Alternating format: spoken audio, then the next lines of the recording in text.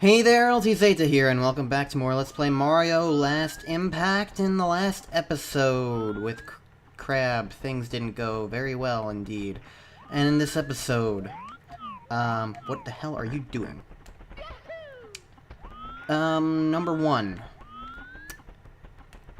There are things I want to talk about, but first and foremost, I'm going to be doing more cleanup, and one of those things is going to be grabbing 100 coin stars that I've been neglecting to get so far.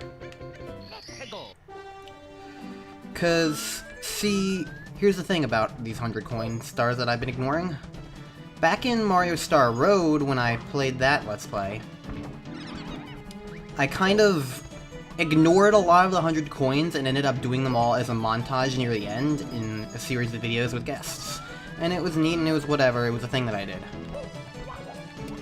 And so when I started this game, I was like, I'm gonna try and kind of do the same thing, because why not? But now I'm realizing how unfocused and horribly stupid of an idea that is. It's just kind of unnecessary, really. There's no point in doing it. So why not just try and get these coin stars now? So this episode is just gonna be a bit of a rambly episode as I get coins and stuff in the entirety of the first third of the game that I've been neglecting, which is 3 of the courses, not all 5, just 3 of them, because I got 100 coins in Stone Snake whatever, and in Laggy McLag Spaceland. This does bring up one interesting thing to note. Kaze did make a version 1.1 of this game that, well, updated a little bit of how the game worked. The reason why over here made me think of that is because I do recall the changelog mentioned something about this area over here making it a little bit less slippery, or something like that. Either way, I have had this since Crab joined in, so it is a thing that happens. It is a thing that is existent.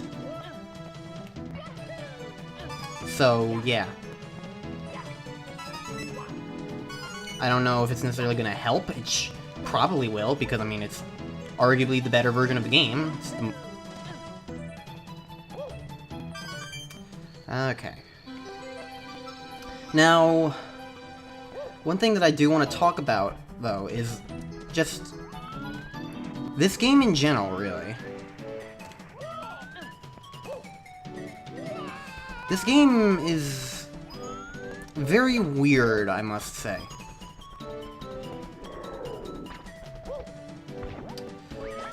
Like, it reminds me a lot of Star Road and how the qualities that it possesses, the game itself, I don't think it has a very good philosophy, is basically the point. Because one thing that Kaze tried to do with this ROM hack, he stated it. I don't remember where, it might have been on Twitter, or it might have been on a YouTube comment, it was somewhere though, I definitely remember seeing it happen. But he said that he wanted to make this game, Mario Last Impact, to be a worthy sequel to Super Mario 64, like, the kind of thing that would have been, like, almost official, practically. And I don't think that for a ROM hack that's a good stance to take on it at all, because it's a ROM hack. You can't make it official. You can't make it seem official. It's, no matter what, it's gonna be basically, like, unless you're making an all-new game, which, I mean, yeah, that's probably not gonna happen. Making an all-new game? Unlikely.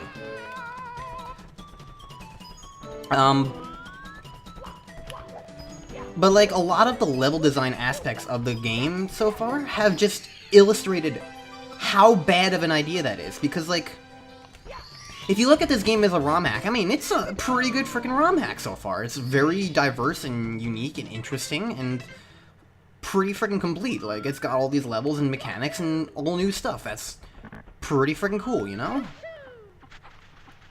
But, like, what it's missing is quality control. And some of the level design really illustrates that. Like, the super high... How there was...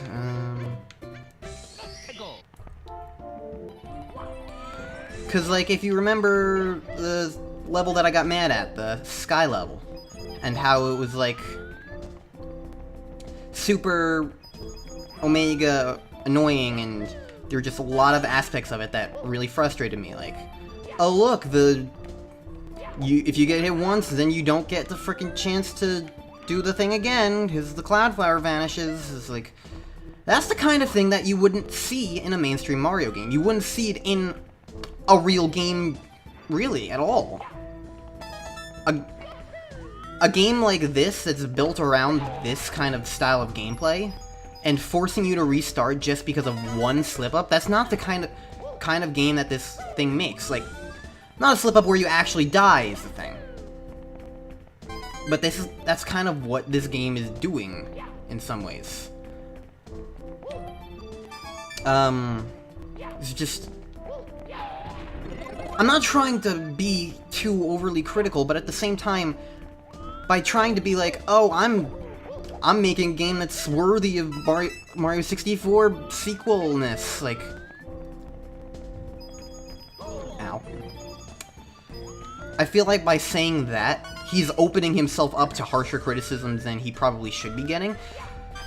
Because he's trying to be a real game here. I think that's pretty much what this all amounts up to, is he's trying to be a real game here. But he's not. And I think another thing that's interesting to point out is, I think this is why it's really good to have games built in teams. This is why you don't have just one person making a game. And while, yes, there were other people working on this game, he outsourced the music as far as I know, and I think he got some other programming things done by other people. I think not all of it, but some of it. I think he used something that Skellux made, like a tool or something. Like, he's not the only person who worked on this, but he's the main person who worked on this. And like, when you're working on a project like this, it can be great to be like, have your dream fully realized and stuff. But I mean, look at what happened to, say, like, George Lucas in Star Wars. When he was making the original, well, quote-unquote, the first three, 1, 2, and 3, episodes 1, 2, and 3, when he was making those, he didn't have anyone else to work with him. He was the only, like, director, or something. I don't know the full story, I'm just kind of going off of what I remember hearing about this kind of thing. But, like, he wasn't the only person working on Star Wars 4, 5, and 6. But when he got to do only what he wanted in 1, 2, and 3, they didn't come out well. Like, I mean, you can like them all you want, but, like, there are people vastly criticizing them for a reason. Like, it's not unfounded hatred on these things. I mean, I'm sure some of it is. I haven't seen them, I don't know. I'm going off of the reaction to them right now. But, like, that's kind of a similar situation, I feel. Working on that kind of thing, like, it's so much better to work with a team to bounce your ideas off of, to know when you're going too far in certain instances. And I feel like Kaze is great at programming, but not so much in terms of level design and, like, general game design. I'm not saying I would do a good job, I'm just... Because, I mean, you don't have to be good at something in order to criticize it. I mean, food critics don't have to be good cooks. But, like... The thing about level design is that a lot of these levels are just kind of genuinely not that good. I mean, look at the original level designs in Mario 64. Like, how many of them are as wild and crazy as the ones that are in Mario Star Road or Last Impact? Either of them, like... This level right here that I'm playing in, actually, Sunset Islet. This level is probably the most like a regular Mario 64 level that has been in this entire game. And I feel like the reason for that is compactness. Like, you look at the level, like, this is it. There's a little lighthouse, there's a little grass walkway, there's a beach area, there's water, like, and there's that cove over there. Like, that's it. A lot of Mario 64 levels are designed around, like, not necessarily a linear path from A to B, but like, sort of like a circle with an A and B points. Like, so that you can go in many different points from A to B, but it's still A to B. And B may change depending on which particular level you're in, which star you're going for, but there's always a B point. It's open-ended, but it's not like in the way that, like, an open world game is. There's still always points to go to, just not always the same point. It's whatever. And like in Mario 64, generally, the way those levels tend to be, levels in vanilla Mario 64 tend to be structured, which I was thinking about earlier and kind of found interesting. A lot of those levels are designed in such a way that, like, you end up you just go straight forward to the very top of the thing, and until the end, and then you beat it. So it's like look at Tall Tall Mountain. You climb the first star is just to climb the mountain.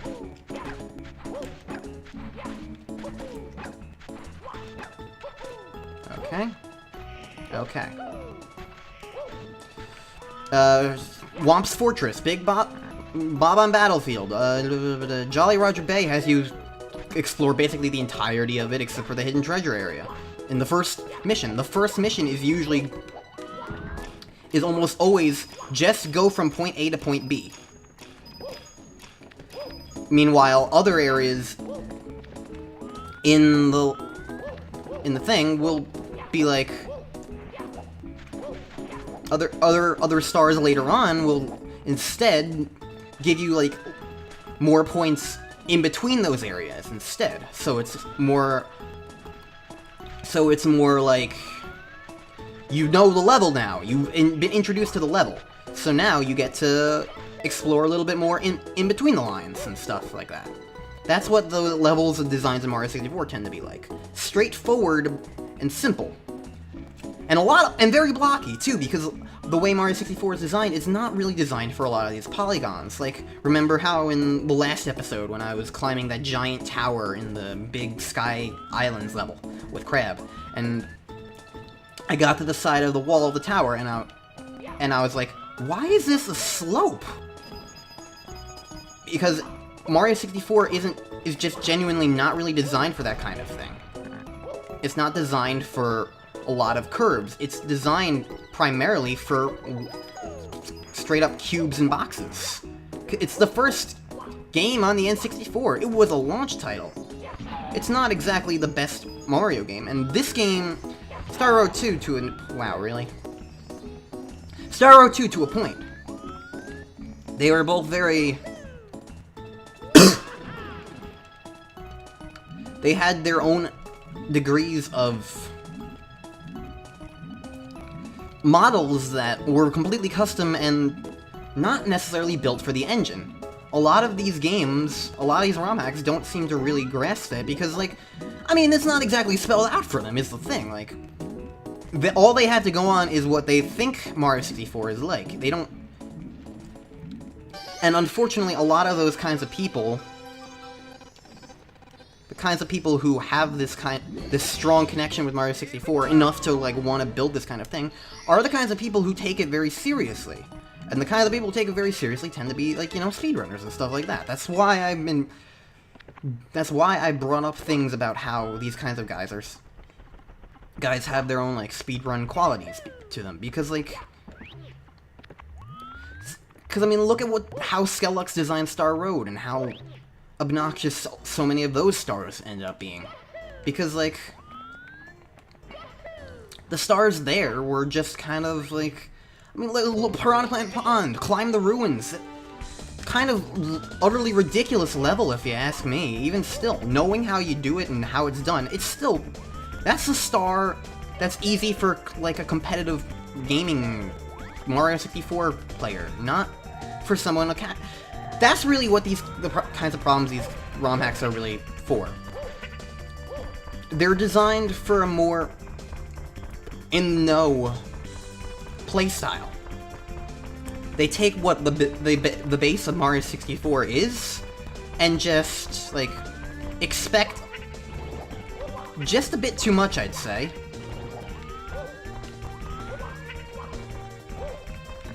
Where the hell am I? They expect just a bit too much from a player, I'd say. And I mean, while all these things are possible, yes. But I think a lot of them don't necessarily realize how much they're asking of a player, compared to the original Mario 64, which is very simple, very easy. I mean, well, not very easy. Mario 64 has its own challenges and stuff. But it's not as if it's also... I feel, you know what, that's what it is. It's not necessarily that Mario 64 is easy, it's that more so the people playing it find it easy, because they're used to it. They know what to expect, they know how it works.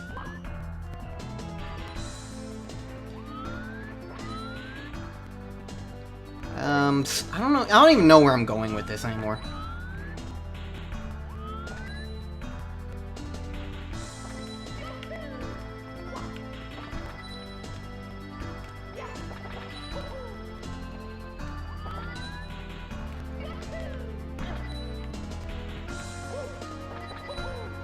Huh. This is certainly a thing. I'm just going. I haven't really commented on anything right now because I'm just kind of going through the motions, I guess. I kind of got really off topic. I don't know.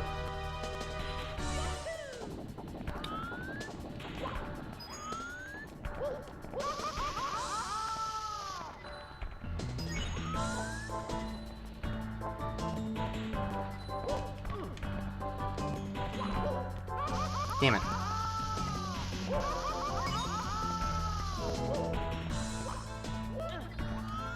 I can't believe I made it through that. I would like to thank Pan and Koek for his information about how jumping while on fire can help, I think. Actually, no, I don't know if that's actually what happened, but whatever. Sneak in with the conveyor. I guess that's the other path I saw on that way. Because I saw that there was a platform that seemed to be moving, but I went the other way instead. So basically, to kind of wrap up my points from before, I do think I like this game to a point, but I don't think I like it as a game, because as a game it's kind of terrible. And I feel like so far I've been treating it too much like a real game. But on the other hand, it's not designed like a real game, but it wants to be designed like a real game. So that's really it. That's it. That's all I have to say. That's the end of my story. Okay, so I don't know. I'd say I've done pretty well this episode so far. I mean, I got a bunch of stars, had stuff to talk about, and I'm doing quite a bit of cleanup, getting stuff done that I didn't get done before. I would say that is an unmitigated success in my eyes. Alright, so are you gonna move? Yes, you are. So there's like an obstacle course thing that I need to get through over here, so that'll be fun.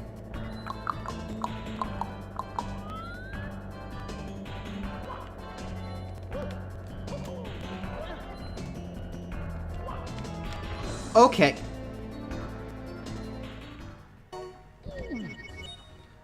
Question, are you gonna start me right back there because it's a new area? No, you're not. Okay. So, dude, you should have taken a step from Lethal Lava Land or Shifting Sand Land. If a player enters a side area like that in the middle of a level that's required for a star, like the volcano or the giant pyramid or something, or the slide in Tall Tall Mountain, and then they die in there, restart them in there, because that's where they want to be. Don't make them redo the path that's really easy, but really annoying and time-consuming, just to get back to where they were when they died. It's not fun. Again, it's a common game design thing. How do you even manage that? Like, I'm genuinely curious, like, how do you manage to, like, delete that? Isn't that just a part of Mario 64? It must not be, because, I mean, unless he intentionally got rid of that. Now, let's make the camera a little bit more See, the problem here is that the camera is constantly going to be turning like this, so I'm going to need to constantly be shifting it myself so that I can tell.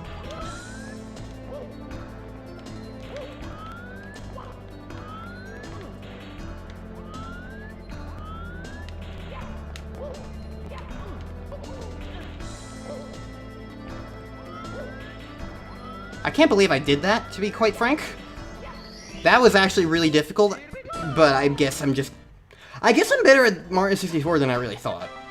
Because, I mean, Mario 64 Versus, my performance wasn't exactly on the nose. But on the other hand, Mario 64 Versus, I really wasn't necessarily taking it the most seriously, I guess. Like, in the beginning I took it seriously, but after a while I just started, like, goofing off. Like, I mean, I spent 10 minutes of the race with sitting upside down. So, I mean, yeah, that's not exactly taking the race seriously. Now, anyways, there's a roller coaster here, apparently. I'm gonna assume it's the big track, so I'm gonna grab Yoshi and then walk all around it to see if I can find any sort of roller coaster. But I should have taken the teleporter because that was really unnecessarily long wall jump.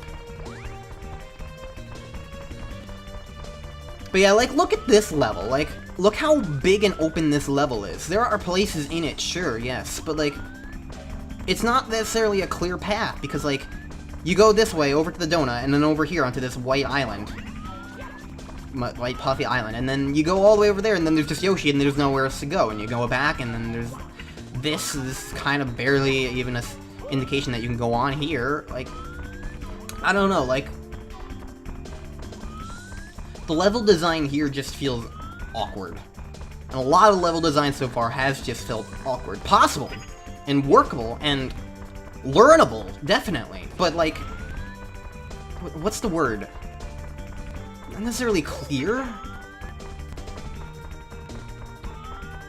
I mean, I guess clear is the best word I can think of. Just, like, having it immediately be obvious how you navigate the level, I guess. Like, less options, less confusion, more just like an instant, like, oh, okay, this is this level, sort of. This is, like, you don't necessarily need to get everything immediately, but, like, understanding what you're meant to do is a good time. Like, say, compare Hazy Maze Cave in Vanilla 64 to, whatever, Underground Caverns, whatever was the one with the mermaids in this game. Like, compare those two levels and how the level design works for both of them. In Hazy Maze Cave, you're immediately given two paths, left and right. And both require different little maneuvers. One requires jumps beyond to avoid scuttlebugs and fire geysers on the right, and the other requires a long jump to get past the giant gap. And now, of course, that's not the entire stage. It's a maze. It's a big stage full of stuff to do, you know?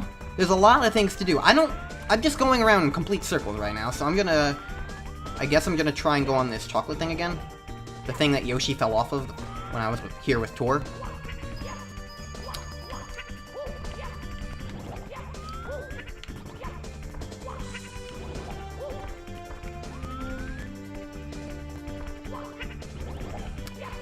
So,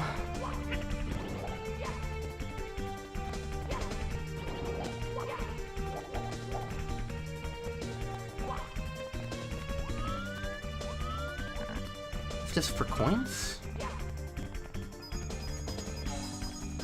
But then, if you look at the other level,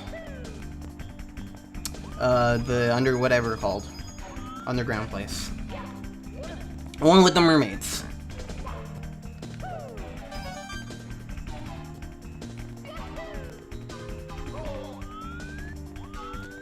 So Yoshi really does just completely fall off those platforms eventually, for no real reason.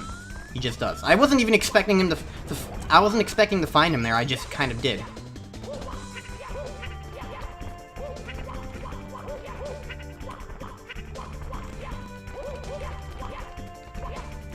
I can't seem to be able to jump up there anymore. I would love to have not black, like... Yoshi! Yoshi! Fuck you, Yoshi! Whatever, I didn't find anything anyway. I was considering, like, going for 100 coins since I found coins, but, like, then I died. And of course, this level that I don't know what I'm doing in has no preview. So, of course, by now it's meant to be, like, really obvious. Hey, risky roller coaster ride. Go find it. On your own. Fuck you. I really have no idea what it wants from me here. I guess I can try and go into the middle place. I didn't check there. What was I saying? But yeah, like the underground level. When you get there, there's like this big open room, and the ways to go in there are just very out of the way, hidden off practically. Like, there's a lot of different places to go, yes, but like, this is new. I wasn't there last time.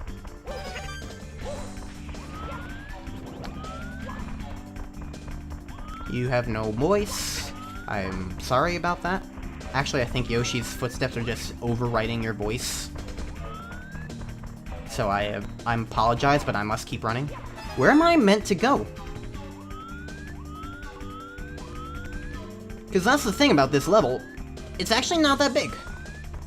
So I genuinely don't know where I'm meant to go here. But I guess there is one other place that I haven't really checked out.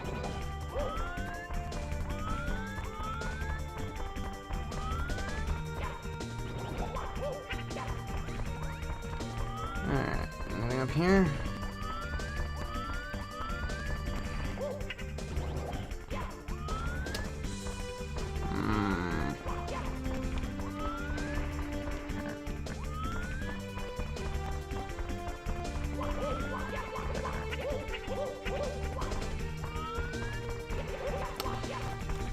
So basically all I'm saying about the level is that it's not clear. Like, the level is learnable, yes. You can figure out what you're meant to do. Hey, there's coins up there. Lots of coins. Interesting.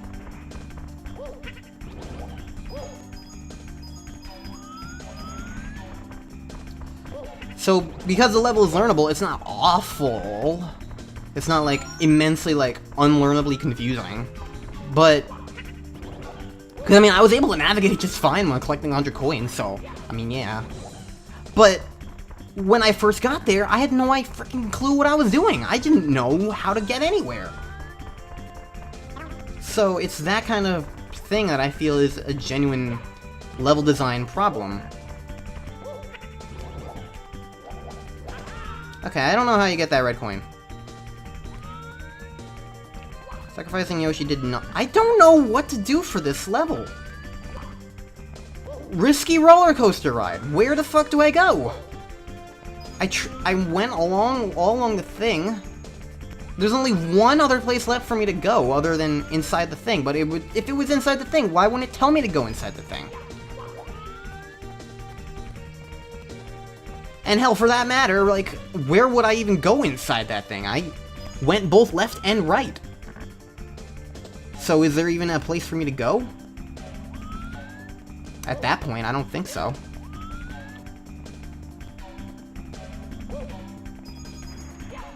I don't even know if I can leave if I go. This sweet tree galaxy cookie cutter thing is the only other thing I really haven't tried anything on. I guess I can try and go for red coins. That means I'm gonna try and have to get the one sitting in there in the middle of nowhere on the donut. I'm not looking forward to that. So I'm gonna be ending up getting it last, practically. This might end up being a long episode. I've talked a lot, though. So honestly, I'd say it's a good episode. Seriously, though, I really don't understand, like, risky roller coaster ride and then just nothing? Whoa, that was risky. Oh, hi, Yoshi. Does that mean I can't get you back?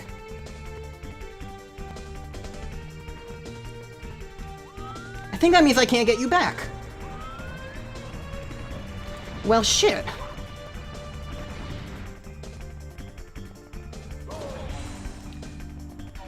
maybe the star is to get rid of all the bombs, but I feel like I walked along this path enough to get rid of all those bombs. You know what? There is one weird thing about this level so far, and that's this random-ass womp sitting here. Maybe he's an NPC. Maybe I talk to him and he tells me to race him.